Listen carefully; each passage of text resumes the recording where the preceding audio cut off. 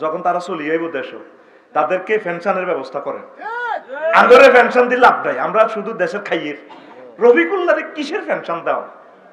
একটা আইন করার দরকার, সকল প্রবাসী যারা বিদেশ থেকে আসবে শেষ করে তাদেরকে পেনশন দেন, বা এক নাগাড়ে 15 বছর যদি তারা কাজ টাজ করে তাদেরকে পেনশনের আওতাভুক্ত করেন।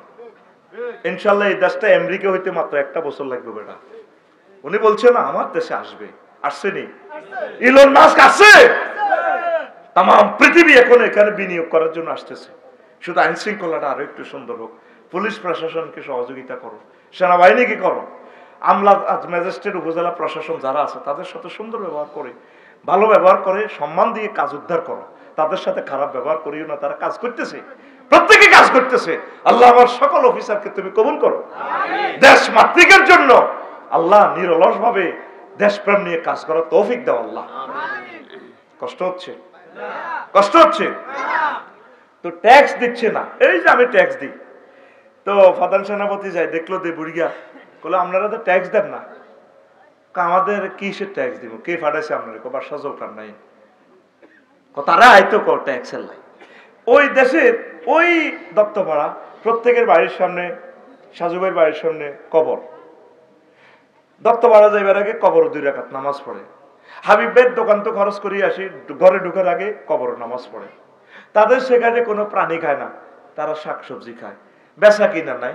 কারো মূলা হয়, কারো মরিচ হয়, মূলা দি মরিচ লয়, মরিচ দি ধান লয়, বিনিময় প্রথা। তিনি অবাক হয়ে গেলেন, তো কইল তো যেটা আপনি তাইলে চলেন না, আমাদের রাষ্ট্রপতি জুলকারনাইনের সাথে দেখা করেন। হেতেরে আইতো কম সাহাতুনো কাপ গরম। তো এবার উনি চলে গেলেন প্রধান সেনাপতি। তো রাষ্ট্রপতি বাদশাহ জুলকারনাইন বলল, প্রধান সেনাপতি ঘটনা কি, খালি এতে আসলে ট্যাক্স আনলেন না, ট্যাক্সের টাকা যাহা পড়া এই অবস্থা, এই দেশের সর্দারের চেয়ারম্যানের অবস্থা, এমপির অবস্থা। সে কি বলছে? সে বলছে আমরা যাইব, আল্লাহ আপনার দরকার। ঠিকই কইছে, আমি যাই, রেডি করো বিমান। হে আমলে তার বিমান নাই, আল্লাহ ওইভাবে শক্তি দিছে, গেছে দেখে এই অবস্থা। তো বললো যে যারা আপনার থেকে এখানে তো টাকা পয়সা নাই, কারণ আমরা এখানে দুনিয়ার কাজ করবার নাই, আমরা বই বিনিময় দিয়ে চলি। কত আপনারা যে গরুর গোস্ত টোস্ত খান না, আমরা দত্ত বাড়ি গে ওইগুলো লাইনি, এই আমাদের ফ্যাটকে গরুর কবরস্থান বানাইতে রাজি না, আমরা শাকসবজি খাই। আপনারা শিয়ালের হেদায় লাভ নেই, শিয়ালের ফ্যাটে 100 মূর্খা আছে, আফসারির ফ্যাটটা জব করলে হেতের ফ্যাট কত কোটি মূর্খাতে আছে আল্লাহ জানে। আমরা চাই না আমাদের ফ্যাট গরুর কবরস্থান হোক, প্রাণীর কবরস্থান হোক, এই জন্য আমরা প্রাণী টানি খাই না। আর আমরা কবর বানায় রেখছি আল্লাহর কথা স্মরণ রাখবার, আখেরাতের কথা। ঘরের তো বাইরে হইলে কবর নামাজ পড়ি আল্লাহর জন্য। তো এরপরে বাদশাহ জুলকারনাইন বললেন, যেটা চলেন আপনারা আর প্রধানমন্ত্রী বানা দিই, আপনাকে মতো দুনিয়াদার খুবই সেগুলো আই নাই, কথা আপনারে রাজত্ব অর্ধেক দিই, আপনার রাজত্ব মাজত্ব ক্ষমতা 6:30 মিনিটের মেয়ে ক্ষমতা কত সেটা, তাইলে আমরা আল্লাহ দোয়া করি, আমরা অনেক ভালোবাসো, কাচ্চা দোয়া করি, তাইলে যাইয়ের না কদর বইয়ের বুড়িয়া লাডি বদ্দি, ওই পৃথিবীর উত্তরাংশের বুড়িয়া লাডি বদ্দি ঘরের পিছে এভাবে চলে গেছে। যাই এভাবে মানুষের মাথা খুলি একটা আনির টেবিলে রাখছে, রাখি কয় বাদশাহ জুলকারনাইন রে, কয় এটা কি তো চেনেন নি স্যার? কইলা তো মানুষের মাথার খুলি, খুলি বলেন আবার, এটা আমনের আগের আগের আগের আগের রাজার মাথার খুলি। সুবহানাল্লাহ। তাইলে আবার যাই, কন্যা যাইবার সুযোগ নেই, বইয়েন আবার বুড়িয়া ঘরের পিছিয়ে যায়, খুলি দুগা আনছে এত বড় বড়, শহীদ বুদ্ধিজীবী কবরস্থানের, আজিমপুর গোরস্থানে আনি দুগাই এনে রাখছে। এরপরে বাদশারে কয় বুড়িয়া তো কয় রাজা, আমরা তো সারা পৃথিবীর হেডম, এ দুগা কে সেরেননি, কইটি তো মানুষের মাথার খুলি হারা হইছে মানুষ কর মেয়া, এ দুগা হয়েছে রাজার আগের আগের 5ম 6ষ্ঠ রাজা। এইগা জর্জ বুশ, এইগা সাদ্দাম হোসেন, এইগা বশর আল আসাদ জিয়া, কইতেছেন না? ও রাজা, আপনার মাথার খুলিটা হয় 3 রাজার মাথার মতো হবে। আপনার এরাও দুনিয়া লোড দিছে, এই মাথাতে এখন মাথা হেরা হেরা, আপনি এই মাথা থেকে দুনিয়া সফটওয়্যার কিছু আনলোড করি আখেরাত ডাউনলোড করেন। ও রাজা, আপনার এই মাথাটাও তাদের মতো কবরস্থানে চলে যাবে। আপনাদের প্রত্যেকের মাথার ভিতরে শুধু দুনিয়া, ফাইতেছি না আপনাদের মাথাতে আখেরাত ঢুকাই পারলে। 100 কোটি মুসলমান আপনারা পাইলাম না, প্রত্যেকটা মানুষ পাগল পারা। 80 বছর 83 বছর হয়ে গেল, আর কিতে চা এত মানুষ মারিও ওরে ওরে কান্দে, কি ঘটনা। মরতে হবে, আমাদের বাড়ি জান্নাত, জান্নাতের চিন্তাটা করেন না রে ভাই। আর কত দুনিয়ার দিকে থাকবেন, আফসোস করবেন, আফসোস করবেন। আল্লাহ তুমি আমাদেরকে কবুল করো। তা আসেন এবার আল্লাহ জাল্লা শানু বলছেন, আল্লাহু আকবার। আল্লাহ জাল্লা শানু বলছেন, ওয়া গরিব লাহুম মাসালাল হায়াতিদ দুনিয়া।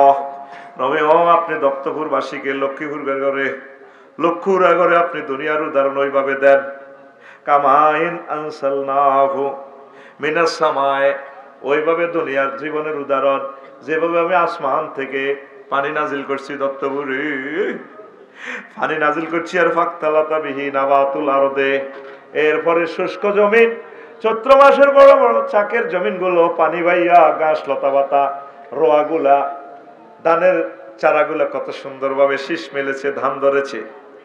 তারপরে সোনালী ধানের দোল খেলেছে। কিভাবে দোল খেলেছে? 3-4 মাস পরে গেলে দেখা যায় আগে ছিল শুকনা ছাক, মাটির ছাক। 3-4 মাস পরে গেলে মনে হয় যেন সোনালী ধান, বাতাসে দোল খায়, নূপুর লাগাইয়া বিছেলি লাগাইয়া আপনারা ড্যান্স দিয়ে কয় আসসালামু আলাইকুম নান্নু ভাই এসেছেন আপনি জমির কাছে, আমি ধান বলছি, ভাবিকে সালাম বইলেন, আমি তো আর 10 দিন পর পেকে যাচ্ছি সোনালী ধান। ভাবি নূপুর পরে মেশিনে এভাবে এত করি আমি ধানকে তার কদম মোবারক দিয়ে ছাপ দিবে, আমি তাকে চুমু দিব, পয়সা আই লাভ ইউ। এইভাবে ধান দোল খেলে, খেলেনি রে। ফাকতালাতা বিহি নাবাতুল আরদে ফাসবারা হাসিমান, এরপরে ধান দাইয়া লাইলে জমিন, এটা কিচ্ছু নেই। আর খেরিডি এসে খেরের মধ্যে সোনালী ধান ছিল, খেরিডারে মেশিনে বাড়িয়ে কুড়া করে গেলেছে। হাসিমান মানে কুড়া কুড়া ধানের সিঁড়া বাতাসে উড়ে দিয়েছে কই। অথচ 15 দিন আগেও মাঠে কত সুন্দর ধানের দোল খেলছে। দুনিয়ার হয় একটা এটাই।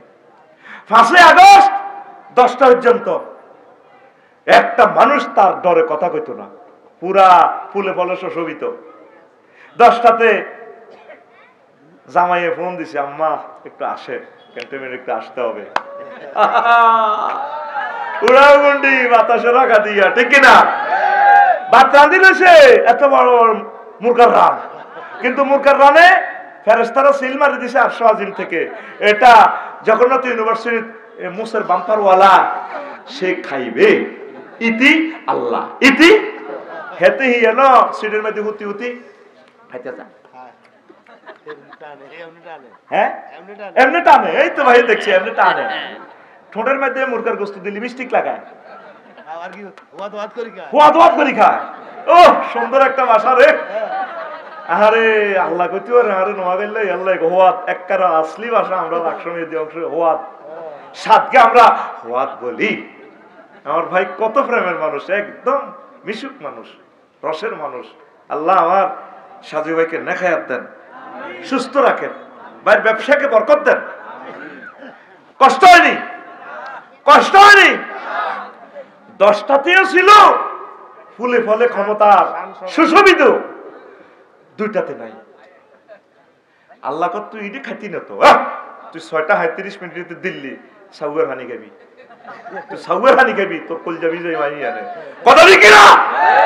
দেখেন সূরা কাহাফের 45 নম্বর আয়াতে দুনিয়ার উদাহরণ আল্লাহ কিভাবে দিচ্ছে। আল্লাহু আকবার। তাজরুহু রিয়াহু, বাতাসে উড়ে ধানের কুড়া এটা লই যার কই, ধানের গাছের লই যার কই। অথচ ধানটা গাছটা কত সুশোভিত ছিল। ওয়া কানা আল্লাহু আলা কুল্লি শাইইন মুক্তাদিরা, আল্লাহ প্রত্যেক ব্যাপারে শক্তিশালী, প্রচন্ড ভাবে ইফতিআল থেকে প্রচন্ড ক্ষমতাশালী।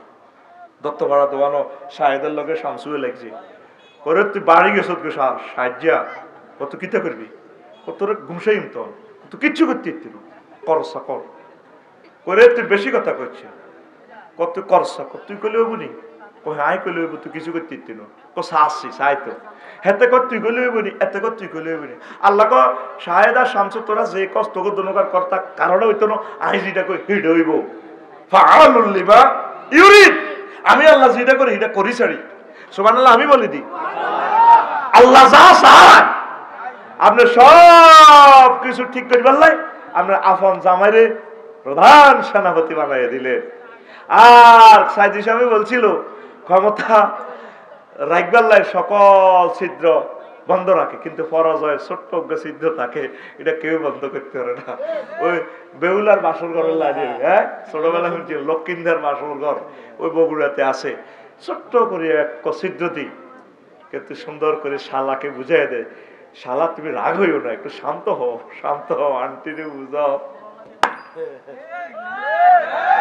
ঠিক রে ও ভাই সবকে কর আর জোরে এক সুরে আল্লাহ কর, কে কর? ওয়া কানা আল্লাহু আলা কুল্লি শাইইন মুক্তাদিরা। প্রত্যেক শাইউন মানে অনুভর মানো,